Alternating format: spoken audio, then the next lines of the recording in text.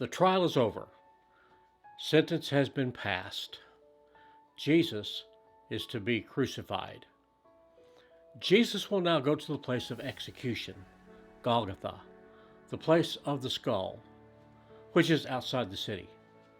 His journey will be through the streets of Jerusalem, which are packed with Jews who come up to Jerusalem for Passover. On this day, they are waiting for the Passover ceremony to begin in the temple. The revelry and anticipation is interrupted as Roman soldiers escort 3 prisoners bearing crosses, their electric chair, as it would be in our day, through the crowded streets.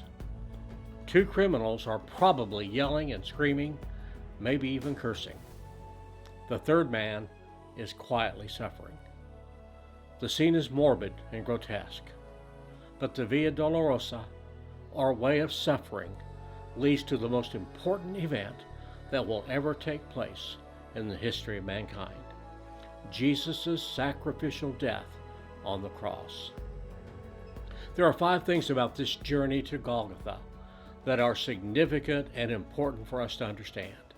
So please join me now on Jesus' journey through the streets of Jerusalem to his place of execution.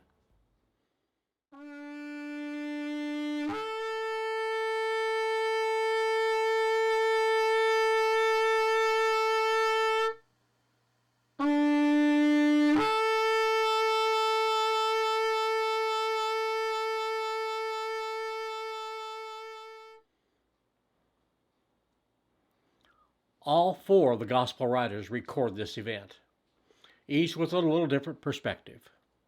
And 5 things take place on the way to the place of execution, the place of the skull. Let's begin by reading all the accounts. First, we'll begin with Matthew chapter 27, verses 31 through 34, and I hope you'll take your Bible and read along with me. I'm reading from the New King James Version. And when they had mocked him, they took the robe off him, put his own clothes on him, and led him away to be crucified. Now as they came out, they found a man of Cyrene, Simon by name. Him they compelled to bear his cross.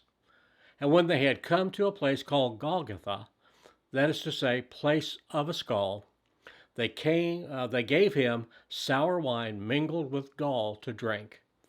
But when he had tasted it, he would not drink. Now let's look at Mark's account in chapter 15. Very similar, yet there are some differences. Chapter 15, beginning with verse 20 and going through verse 23.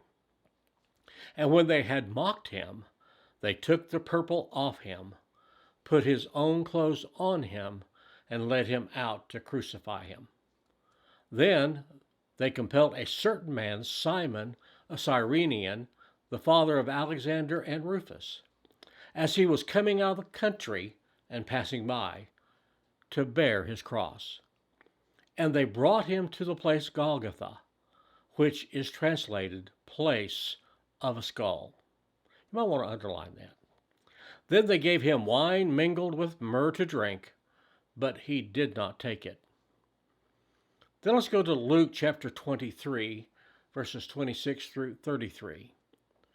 Now as they led him away, they laid hold of a certain man, Simon a Cyrenian, who was coming from the country, and on him they laid the cross, that he might bear it after Jesus.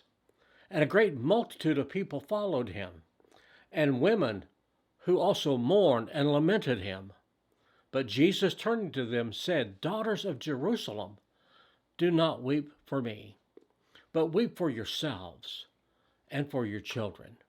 For indeed days are coming in which they will say, Blessed are the barren, wombs that never bore, and breasts that never nursed. Then they will begin to say to the mountains, Fall on us, and the hills cover us. For if they do these things in the green wood, what will be done in the dry? There were also 2 others, criminals, led with him to be put to death. And when they had come to the place called Calvary, there they crucified him. And the criminals, one on the right hand and the other on the left. And then John chapter 17, which is the shortest of all of the accounts, and verse 17 it says, "And he, bearing his cross, went out to a place called the place of a skull, which is called in Hebrew Golgotha." Now, folks, very interesting. Those passages are all obviously quite similar, but each one gives us a little different perspective of exactly what took place on this way of suffering that Jesus traveled. Now, we know it was standard Roman procedure for the condemned prisoner to carry his own cross to the site of crucifixion. And we saw John mention that, as well as the others, that Jesus started carrying his cross. Now, the route from the praetorium to the place of the skull was through the streets of Jerusalem. Crowds were milling about, preparing for the Passover ceremony to begin. And on this day, on their way to the temple, they saw 3 prisoners being led to their deaths, each carrying their own implement of death. Now, we need to refer to Mark's account, chapter 15, verse 21, for the second significant event. The first was that Jesus was carrying his own cross. Matthew and Luke also record this event. And in Mark 15, verse 21, it says, "Then they compelled a certain man, Simon a Cyrenian, the father of Alexander and Rufus, as he was coming out of the country and passing by, to bear his cross." Now, I said just a moment ago that the normal procedure was for the victim to carry his own cross to the place of crucifixion. Well, why then did the Roman soldiers press Simon into service to bear Jesus' cross? Well, you remember the torture that Jesus endured. Normally, a person was not scourged or tortured prior to his crucifixion. But remember that Pilate attempted a compromise. And as a result of this attempted compromise, Jesus endured a brutal scourging on top of the beatings that he had received at the hands of Herod.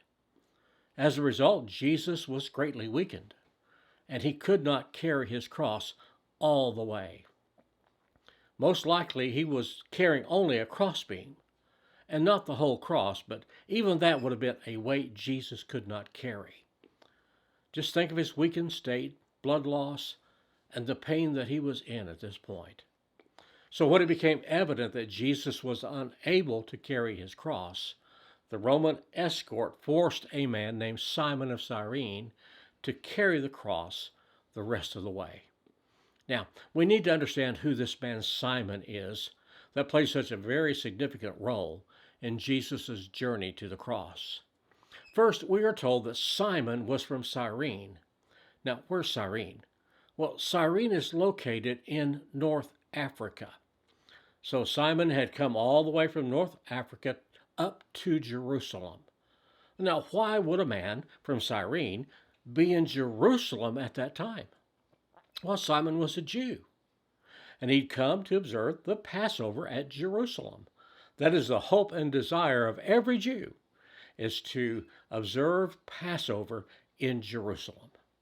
Now, we know that the city could not contain all the pilgrims. It's estimated that well over 1 million people had flocked into the city of Jerusalem at this time. And so the city could not possibly hold all of these pilgrims, all those who came for the Passover. So most pilgrims actually ate their Passover outside the city in the tent cities that had been erected for them.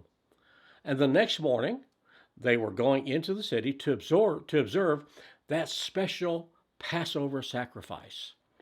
And as they were going in, Jesus and the Roman soldiers were coming out. Now, apparently, Simon and his sons were going into the city when he was forced to carry the cross of Jesus the rest of the way. Now, it is curious that Matthew, Mark, and Luke all mention the fact that Simon of Cyrene was forced to carry the cross the rest of the way. But only Mark makes the point that he was the father of Alexander and of Rufus. Now, why would he do that? Well, it's significant, and it must be significant to the audience to whom he was writing. and wasn't as significant to the audiences of Matthew and Luke. Now, why would this detail be significant to those that Mark was writing to? Well, keep in mind, Mark wrote his gospel for the Romans, and the Apostle Paul also wrote a letter to the Romans. And when Paul comes to the end of his letter, he sends greeting to some specific people. And we find one of those greetings in Romans chapter 16, verse 13. And it says, "Greet Rufus, chosen in the Lord, and his mother and mine." Paul mentions Rufus and his mother. Now, what is significant about this? Well, Paul greets Rufus and his mother as believers in Rome. Now, it is believed by many that this is the Rufus mentioned in Mark's gospel, and that's why Mark mentioned Alexander and Rufus. And this would also indicate that carrying Jesus' cross led to the salvation of Simon and his family, his wife, who's mentioned by Paul, and his two sons, who are named here. Now, what caused Simon to respond and believe Jesus was the Messiah? It's really not mentioned, but we can surmise that Jesus' action on the way to Golgotha had a very profound impact. There are records of other crucifixions, and the way Jesus responds to his own crucifixion, as in everything else, is radically different from the norm. Other victims would yell and scream and curse and call out all kinds of curses to their tormentors. And sometimes the screaming and the yelling and the cursing got so bad that the soldiers would literally cut out the tongue of the victim just to shut him up. But Jesus didn't cry out. He doesn't curse. In fact, he even prayed for those that will crucify him. Now, it is quite probable that as Simon observed the scene and had heard everything he'd heard about this man called Jesus, he came to the conclusion that Jesus had to be the Messiah, and he became a believer. Now, a little interesting side note. Do you know who planted the church in Rome? Well, from Romans chapter 1, we learned that the church at Rome was not planted by Paul or Peter or one of the apostles. It was planted by Jewish believers who had migrated to Rome, and that most likely included the family of Simon of Cyrene. So this seemingly insignificant event had long-term consequences all the way to Rome. Now, the third event or stage of Jesus' procession to Golgotha is found in Luke 23, verses 27 through 31. And only Luke records this event. And why would he include it? Well, just like Mark had a special audience, the Romans, Luke had special interest and a special audience as well. And one of Luke's three special interests in his gospel was the role that women played in the life of Jesus.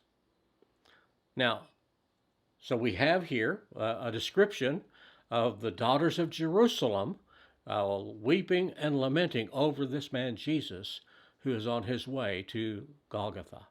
Now, these are not the women who came up from Galilee with him. These are local women. Now, what's happening here is also a Jewish custom, that when a Jewish man is being taken off for execution by Gentile authorities, as is the case here, professional wailers and lamenters would go out and cry with a loud lamentation that you could still hear at certain kinds of Jewish funerals even today. And as the wailing goes on, Jesus suddenly stops the procession. And he says, "Stop weeping for me, but instead weep for yourselves and for your children." Now, what a strange thing to say. Now, remember the curse that they took upon themselves at Jesus' trial? When they cried out, "Crucify him, crucify him." And Pilate asked them, "What should I do with this man, Jesus? I'll wash my hands. I find him innocent. I find no fault in him." They yelled out all the more, "Crucify him, crucify him." And then they brought cursing down upon themselves. They said, "Let his blood be upon us and on our children. Now, this curse that they called down on themselves was literally fulfilled in the year 70 AD. And while the judgment of the year 70 AD was severe for the country as a whole, it was especially severe for those who were in Jerusalem. Now, what does Jesus mean in verse 31 when he says, if they do these things when the tree is green, what will happen when it is dry? What's that all about? Well, this was a Jewish idiom, meaning if I have suffered this much when I am innocent, how much more are you who are guilty going to suffer? Now, the background to that idiom is actually found in Ezekiel 20, verse 47. And it says, and say to the forest of the Negev, which would be southern Israel, hear the word of the Lord. Thus says the Lord God, behold, I am about to kindle a fire in you, and it will consume every green tree in you, as well as every dry tree. The blazing flame will not be quenched, and the whole surface from south to north will be burned by it. Now, we read about the fourth stage on the way to Golgotha in Mark 15, verse 22. It says, Jesus is brought to Golgotha. And what's the meaning of the name Golgotha? Well, Golgotha is an Aramaic term that means the place of the skull. And all four Gospels make that point rather clearly and rather simply, the place of the skull. And notice that no one of them says that it looked like a skull. Now, pictured to my left is a low-lying cliff with two holes. And those two holes that are in it give the impression of a skull. Now, this is what's called Gordon's Calvary today. And this has become the place where Protestants believe the crucifixion took place. This has been accepted since about the 1880s. But it was also believed that those holes were possibly dug out in the 1800s when it was a quarry in Jerusalem.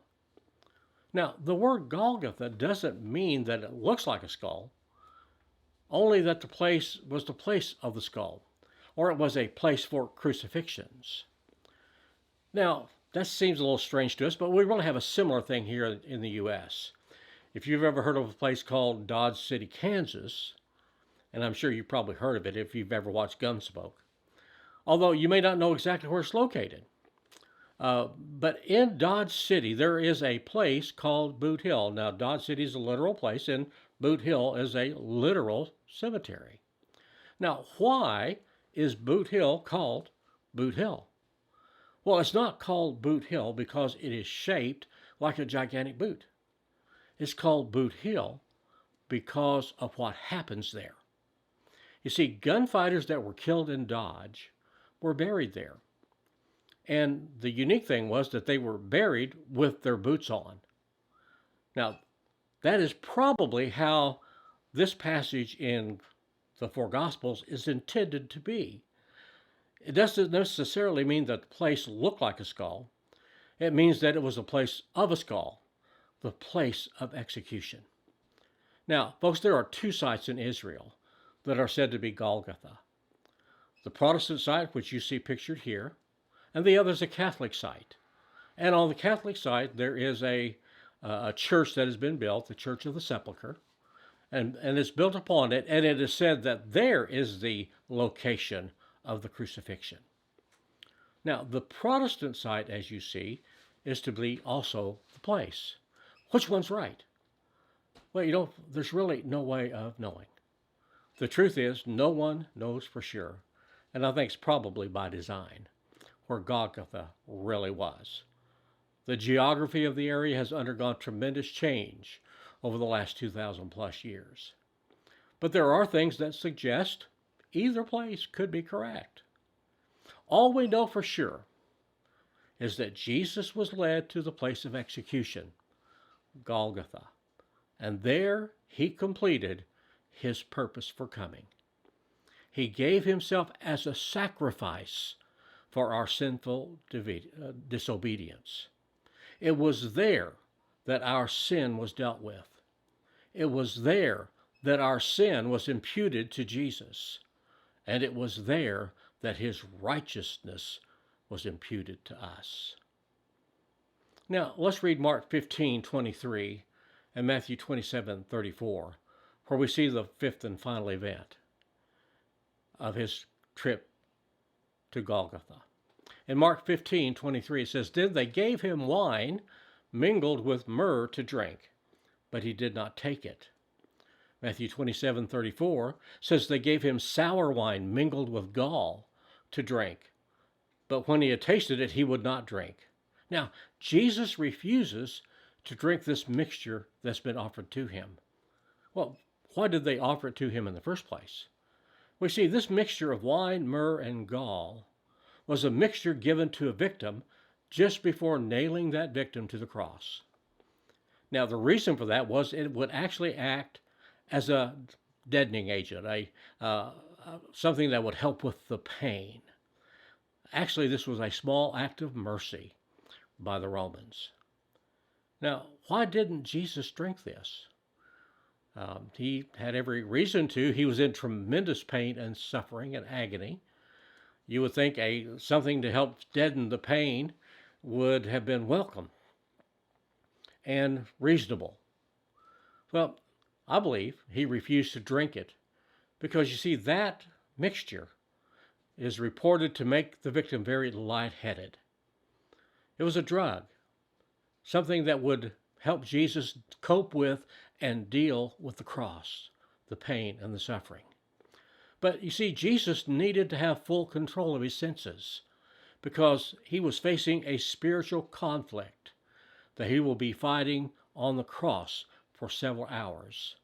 So he refused to take this mixture at this time. Now, his refusal to drink this numbing drink also means that he will suffer the full effects of the pain and suffer much more severely than the others being crucified with him.